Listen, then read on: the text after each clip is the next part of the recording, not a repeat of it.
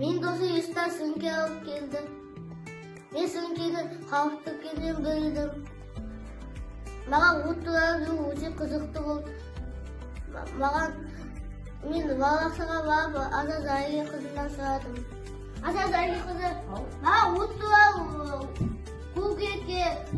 Жарайсың, Хамза. Өрт туралы көбірек білгің келсе, мен сенің өзіңнің зертханаға шақырамын достармен бірге. Біз өртті ғылыми түрде зерттейміз. Балалар, мына суретте сендер не көріп тұрсыңдар? Бала не ұстап тұр қолынан? Сіріңке ұстап тұр. Сіріңке ұстауға бола ма? Болмайды. Міне сіріңке ұстап, пердені жағып жіберген. Үйде үлкен кісілер болмағанда газды жағуға бола ма?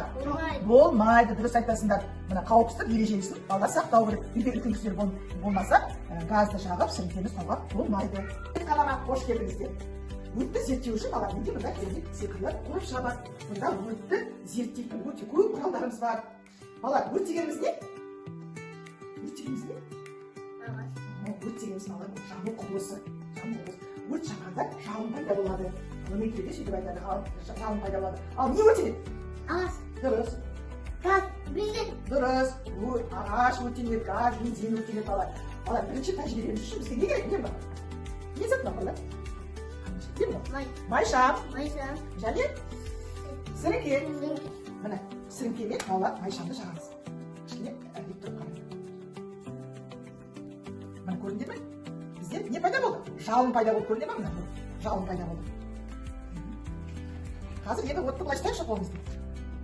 Қолымызға не білініп тұр балалар? Жылу білініп тұр. Беттеріміз қоятында. Міне от бізге не берді балалар? Жылу берді. Міне бірінші тәжірибе арқылы біздер балалар от жанғанда бізге от жылу берді. Майшам жанып тұрған. Міне қараймыз. Мына майшамның үстіне бітіп ұстасақ.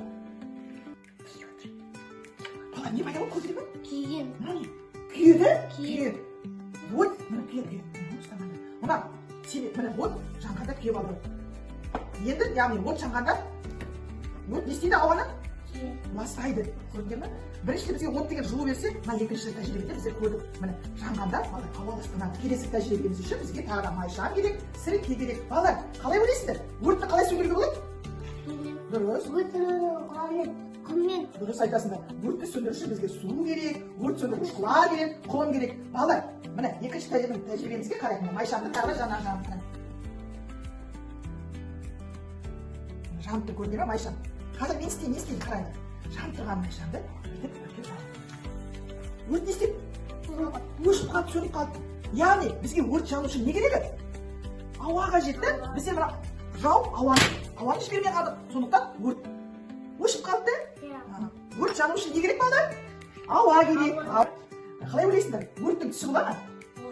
Жаңа біздер майшамды жанғанда өрттің түсі қандай болды? Сары, қызғылт сары. Дұрыс балалар. Міне келесі тәжірибеміз үшін бізге балалар не бар? Тұз, ас содысы және мыс құбарусы керек. Міне әртүрлі затты жанғанда және де бізге балалар спирт керек болады. Әр заттың жанғанда түстері қандай болатынын біздер қазір зерттейміз. Бірінші біздер ыдысқа не саламыз? Тұз саламыз. Тұз салдық. Және ас содысын саламыз.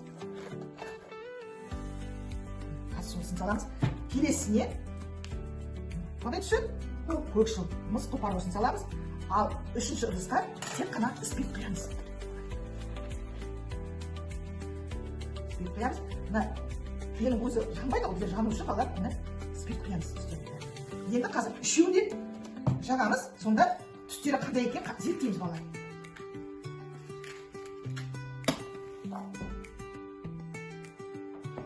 Қарайық. Мына спирттің жанғанда түсі жоқ, көрдіңіздер ме?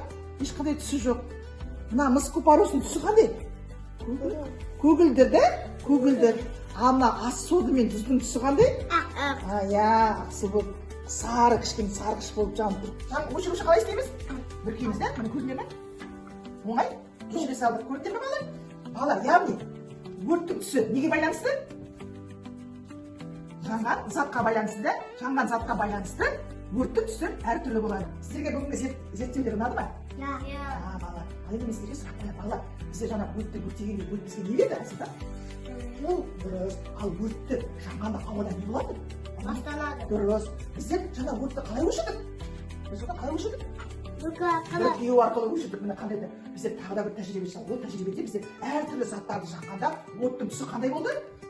әртүрлі болды, әртүрлі болды. Мысалы, мыс купоросты жаққанда түсі қандай болды? Көк болды да, спиртті жаққанда түсі қандай болды? Солған жоқ та. Ал мына тұз бен соны жанғанда бізде сарғыш болды да, сарғыш болды. Міне балалар, біздер өртті ғылыми түрде бүгін зерттедік.